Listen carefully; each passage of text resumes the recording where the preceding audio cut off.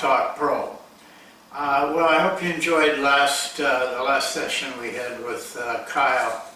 I just wanted to I pointed it out in the beginning, but just so you know, the system that he was talking about, in his system, he only takes 3-point shots and layups. And so the rest of it, you know, you could figure out from what he was saying. Well, today, and this came about after watching the finals, and then the thing I did with you guys, watching the films and showing you how they played the screen at the ball. You know, in my book, Volume 1, I talk about scouting 93 NBA games in one season, and took very strong and very good, complete at least, measurements on each one of those plays. So I compiled a tremendous amount of data. I think I graded like 5,000 some plays, 2,000 to 3,000 at least screen rolls. I don't remember that number real well, but I saw everything. And besides that, in the form I had, I could quickly make little check marks on how the team played defense. Well, what we found in that study was plays are running at that time about 0.58 points per time they ran. It's now down to 0.49. People are just not running the plays like they used to. Screening balls at the ball screens, whatever. Now I've gone through so many names of that, you know, have increased quite a bit. But what we found is screen at the ball, if you grade it right, it's not very effective. And so that's why I don't use them. But everybody else is, so you better be prepared to defend it. But it did kind of bring me to the point of how I want to defend it.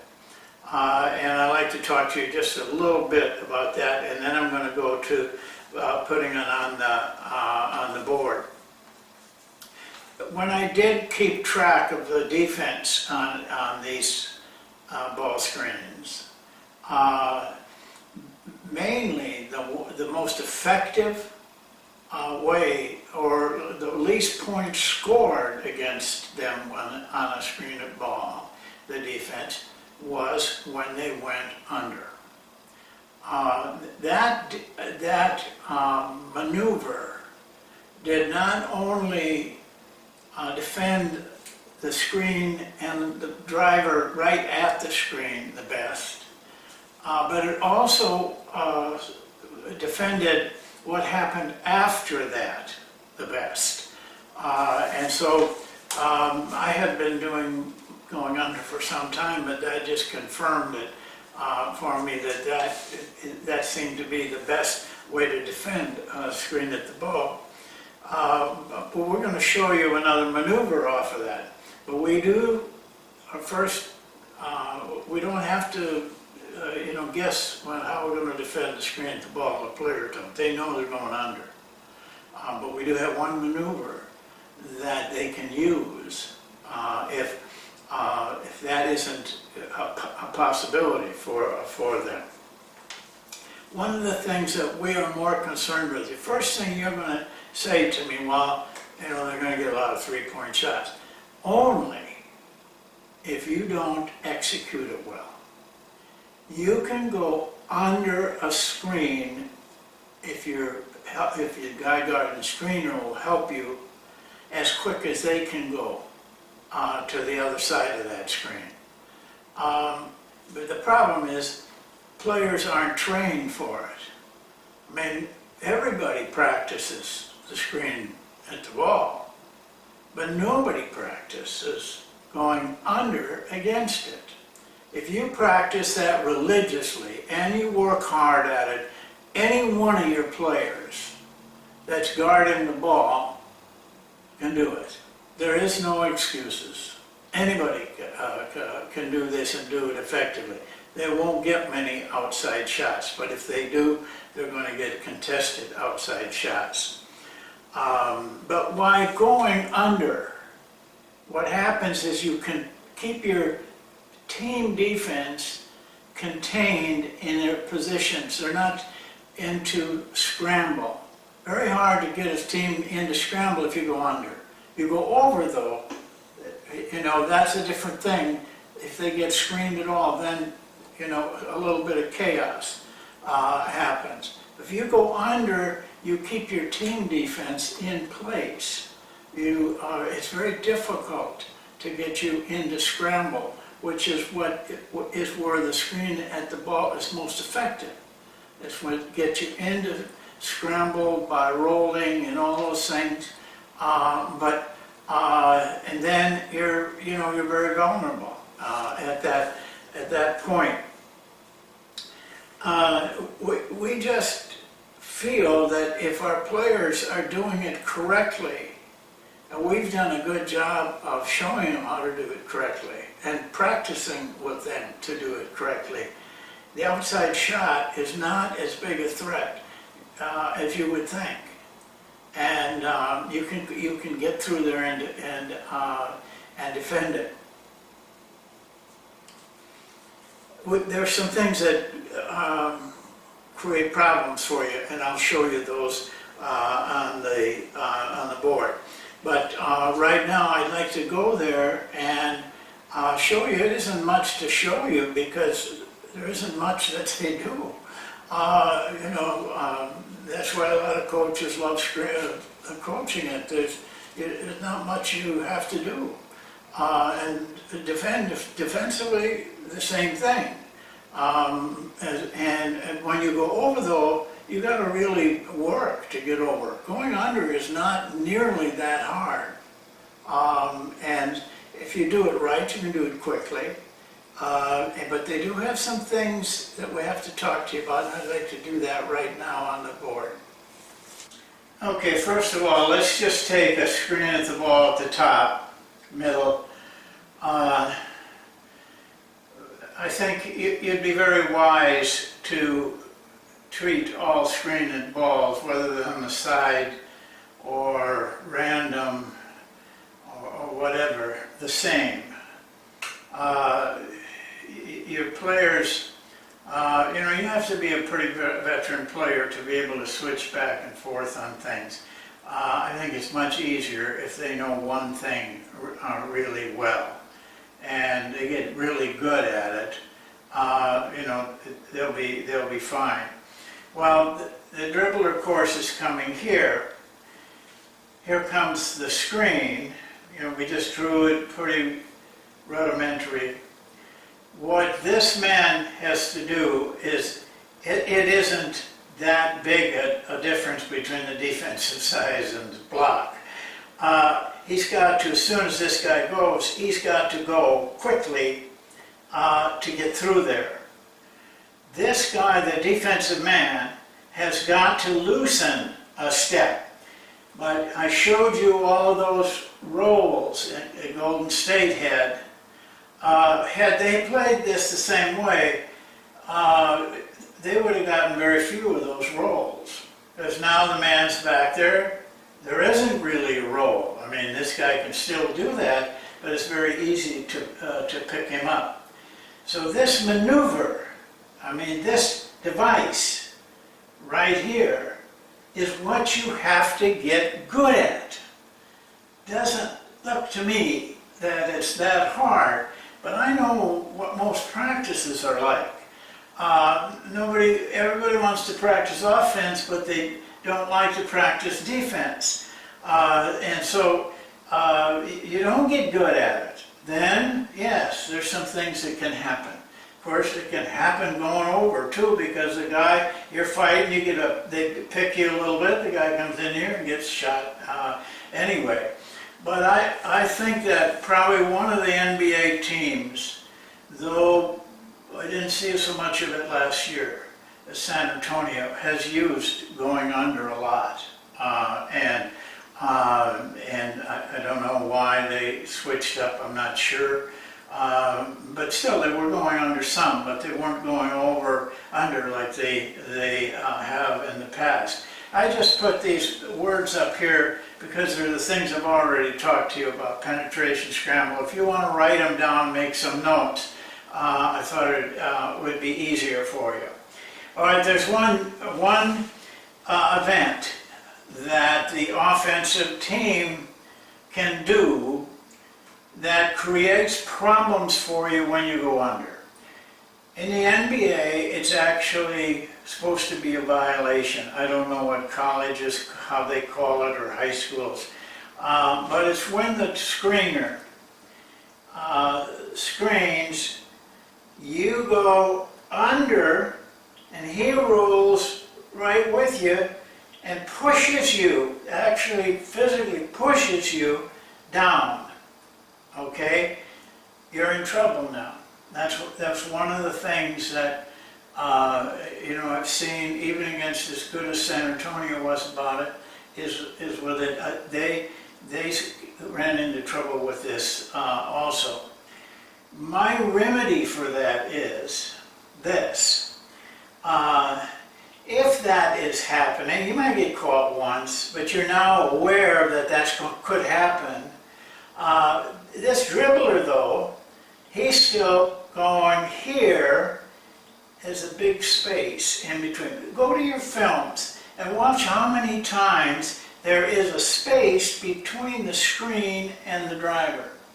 Well, we teach our players that, hey, if they're going to give you that, you don't have to go under. We go into every game, every situation like we're prepared to go under, but we have to work with them to recognize what's happening, and there's a space here. Then just take the space. I mean, you shouldn't even have any problem with that. But this will counter the this rolling down into a guy. Or the other thing, and I saw San Antonio get caught with this, but that happens to anybody. If the screen is set real low, like say down here, and then the player continues to go under. If you remember the last, not the last time San Antonio and Miami played in the finals, it was the finals before. San Antonio won the last one. They did not win in this game. They were setting, this is LeBron. The screen, though, was very low, quite a ways away from him. But this player, knowing that this is the plan, we're going under when LeBron gets the ball, had to go a long distance just to get to the screen. And LeBron ended up with a couple of very easy shots here and made them, and that kind of turned that game 7. But it was just as easy if you're playing fairly tight on the guy with the ball. There's all kinds of space to go without even touching that screen.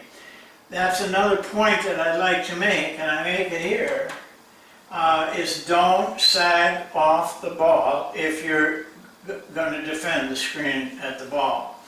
As much as you can play him as tight as you can, it makes it easier, actually. You're going to be afraid, now I could get picked.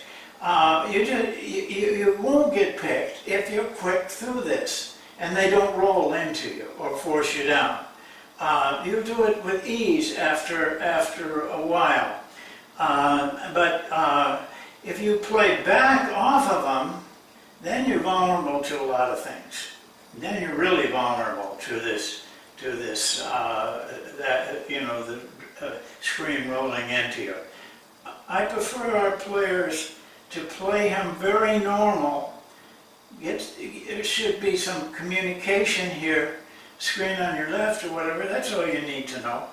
And you know you're going to get, there's a screen being set. Now you've got to feel where that is. And I will tell you right now, the best way to do this is don't make up your mind in advance. Don't try to think it out. Should I, shouldn't I, shouldn't I? Just do what you feel. You might be wrong, okay, but you can be wrong on anything. But once your mind starts to get involved, the conscious mind, it's negative. It's telling you all kinds of stuff. Don't do this, you better not do that, the coach will get mad at you, you're going to mess up all those things. Blank that out and just do what you feel like doing. And you'll be wrong sometimes, but as you get better, you will get very good at it. Alright, let me show you the drill now. This looks complicated more. This is the only drill we use to practice it. We start with these three guys out here. They're offense, and with defense on them. We start very slow, and we contain them from doing a lot of things. Takes maybe a couple dribbles, it doesn't make any difference, and then passes to this guy. Then he goes pass, and that same guy goes and sets a screen. We tell the offensive player they must wait till the screen is set. Otherwise it gets chaotic. Now this guy uses a screen. This guy practices going under.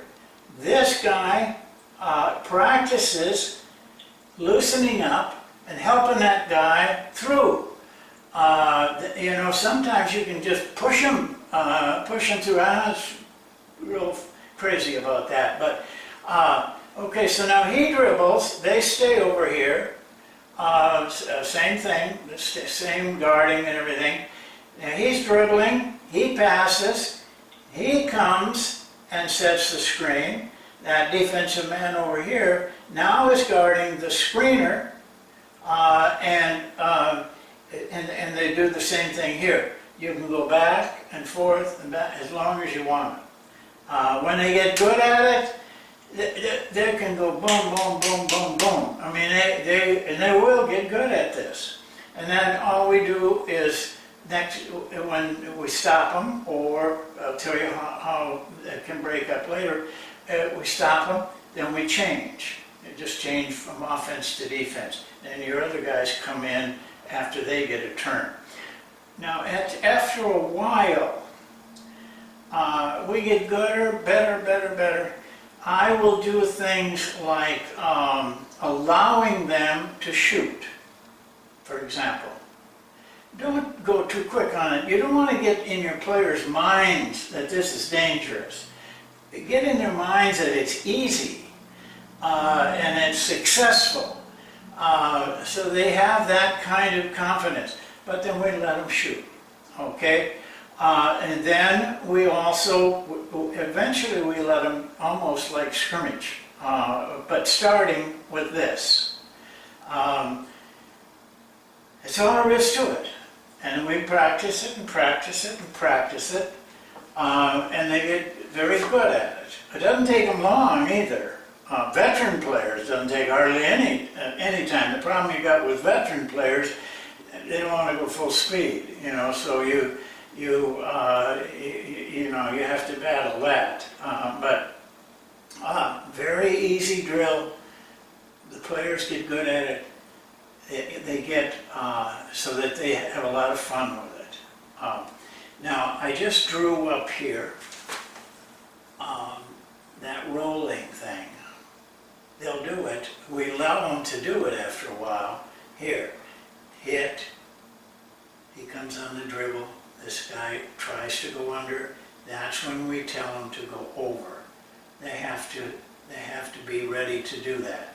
And don't, as I warned you, don't try to tell them how to think about it. Tell them when you feel you should go over, go over. when you feel you should go under, go under. And don't worry about it. The brain is smarter than you are. It'll figure it out, and it'll be much more accurate. Okay, well that's what we do with the screen at the ball and go under. Boy, I've been very happy with it. I remember Larry Brown in the Olympics was doing that.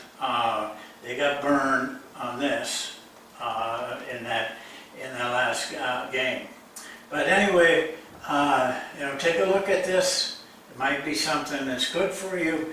You keep your team contained, not running all over, and getting in Scramble. So that's it for today. We'll see you in a couple of days. Thank you.